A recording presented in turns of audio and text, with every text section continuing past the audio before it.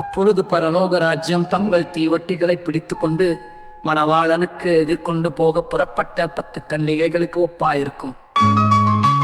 அவர்களில் 5 பேர் புத்தி உள்ளவர்களும் 5 பேர் புத்தி இல்லாதவர்களுமாயிருந்தார்கள்.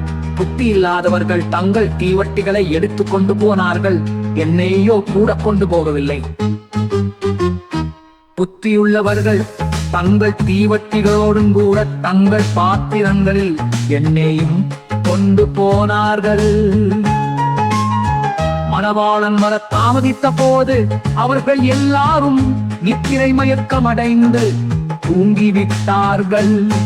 நடுராத்திரியிலே இதோ மணவாளன் வருகிறார், அவருக்கு எதிர்கொண்டு போக புறப்படுங்கள் என்கிற சத்தம் உண்டாயிற்று. அப்பொழுது அந்த கன்னிகைகள் எல்லாரும் எழுந்திருந்து தங்கள் தீவட்டிகளை ஆயத்தப்படுத்தினார்கள்.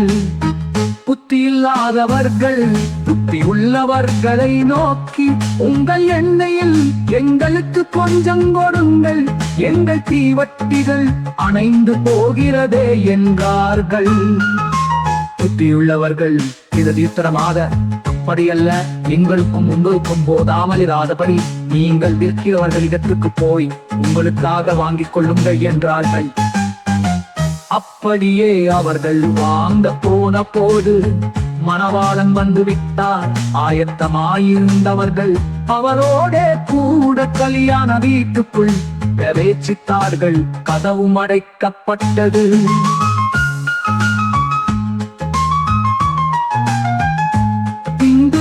மற்ற கன்னிகைகளும் வந்து, ஆண்டவரே ஆண்டவரே, எங்களுக்கு திறக்க வேண்டும் என்றார்கள்.